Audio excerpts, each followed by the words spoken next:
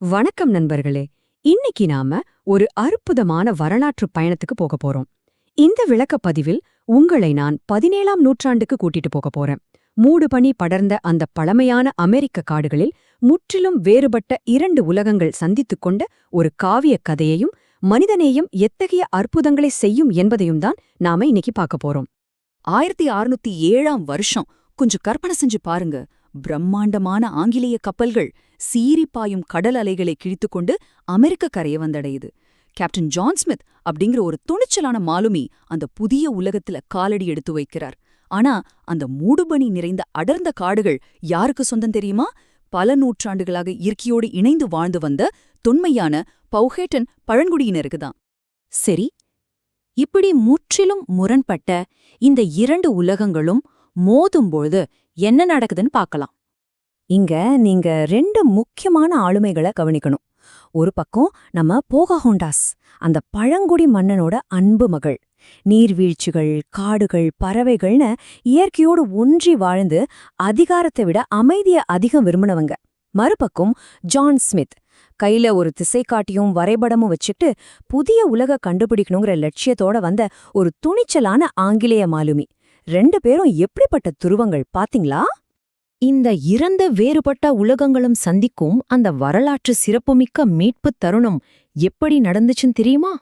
John Smith அந்த மூடுபனி நிறைந்த அடர்ந்த காடுகளுக்குள்ள ரொம்ப கவனமா போயிட்டு இருக்காரு. திடீர்னு ஈட்டிகளுடனும் விற்களுடனும் பவஹாட்டன் போர் வீரர்கள் அவரை சூழ்ந்துக்கிறாங்க. கோபத்துல கொந்தளிக்கும் மன்னன் பவஹாட்டன் முன்னாடி அவர் இழுத்து செல்லப்படுறார். இருள் சூழ்ந்த அந்த இடத்துல ஒரு பெரிய கல்லின் மீது அவர் தலை வைக்கப்படுது. மரண தண்டனையை நிறைவேற்ற ஆயுதங்கள் மேல உயர்த்தப்படுது. அவ்வளவுதான், எல்லாம் முடிஞ்சதுன்னு நினைக்கிற அந்த வினாடி அங்க ஒரு எதிர்பாராத திருப்பம் நடக்குது. போகாஹோண்டாஸ் கூட்டத்தை விலக்கிட்டு ஓடி வந்து ஜான் ஸ்மித் மேல தன்னை வீசி அவரை தடுத்து காப்பாத்துறாங்க. இவரை கொல்லாதீங்க, இவர் நமக்கு எந்த தீங்கும் செய்ய வரல அப்படின்னு கண்ணீரோட அவங்க எழுப்பிய அந்த ஒற்றை குரல் ஒரு மாலுமியோட உயிரை மட்டும் இல்லைங்க, ஒட்டுமொத்த வரலாற்றின் திசையையே மாத்திருச்சு. அந்த ஒரு நொடியில நடந்த சம்பவம் எல்லைகளை தாண்டிய ஒரு அற்புதமான பந்தத்துக்கு எப்படி வழிவகுச்சுன்னு பார்க்கலாம். கடுமையான குளிர்காலம் வந்தப்போ ஆங்கிலேயர்கள் பசியாலியும் நோயாலியும் ரொம்ப கஷ்டப்பட்டாங்க. அப்போ போகாஹோண்டாஸ் தான் அவங்களுக்கு உணவும் மருந்தும் கொடுத்து காப்பாத்துனாங்க. நெருப்பு மூட்டி அதுக்கு முன்னாடி உக்காந்து ரெண்டு பேரும் சிரிச்சு பேசிக்கிட்ட அந்த தருணங்கள் ரொம்ப அழகானது. ஜான் ஸ்மித் அவங்களுக்கு ஆங்கில வார்த்தைகளை கத்துக் கொடுக்க, பதிலுக்கு போகாஹோண்டாஸ் அவருக்கு இயற்கையின் மொழியை கத்துக் கொடுத்தாங்க. ரெண்டு வேறுபட்ட உலகங்களை மனிதநேயம் ஒன்னா இணைச்சுது. ஆனா இந்த சந்தோஷம் ரொம்ப நாள் நீடிக்கலங்க. ஒரு மிக துயரமான பிரிவு அவங்கள காத்துட்டு இருந்தது. சில நாட்களுக்கு பிறகு ஜான் ஸ்மித் ஒரு விபத்துல படுகாயமடைகிறார். கொட்டும் மழையில அவர் சிகிச்சைக்காக கப்பல்ல இங்கிலாந்துக்கு கொண்டு செல்லப்படுறார். ஆனா இங்கதான் ஒரு பெரிய துரோகம் நடக்குது. போகாஹோண்டாஸ் கிட்ட ஜான் ஸ்மித் இறந்துட்டாரு அப்படின்னு ஒரு நெஞ்ச பிளக்கும் பொய்ய சொல்றாங்க. தன்னோட நெருங்கிய நண்பன் இறந்துட்டான்னு நினைச்சு அந்த மழையில தனிமையில நின்னு அவங்க அழுத தருணம் நிஜமாவே ரொம்ப துயரமானது. வருஷங்கள் ஓடுது. இரண்டு தரப்புக்கும் இடையில அமைதியை கொண்டு வரணும் அப்படிங்கிற நோக்கத்தோட ஜான் ரோல்ஃப் அப்படிங்கிற ஒரு ஆங்கிலேயரை போகாஹோண்டாஸ் திருமணம் செஞ்சுக்கிறாங்க. அதுக்கப்புறம் கொந்தளிக்கும் அந்த மாபெரும் கடலை கடந்து தன்னோட குடும்பத்தோட இங்கிலாந்துக்கு அவங்க பயணம் செய்றாங்க. இங்கிலாந்துக்கு போன போகாஹோண்டாஸ்க்கு ஒரு பெரிய அதிர்ச்சி காத்திருந்துச்சு. அந்த இறுதி சந்திப்பை பத்தி இப்போ நாம பார்க்கலாம். கொஞ்சம் உங்களுக்கே இந்த கேள்வியை கேட்டுக்கோங்க.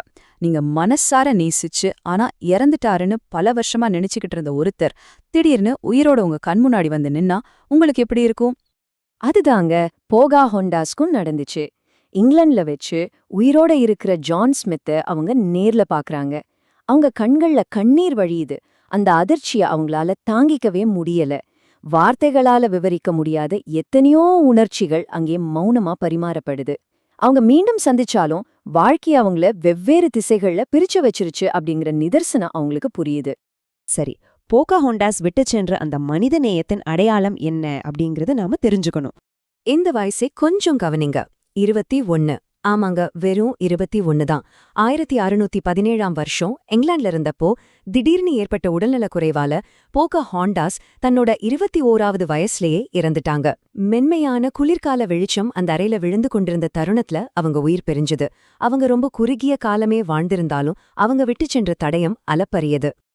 மொழி வேறா இருக்கலாம், நாடு வேறா இருக்கலாம், ஆனா மனித மனம் ஒண்ணுதான்.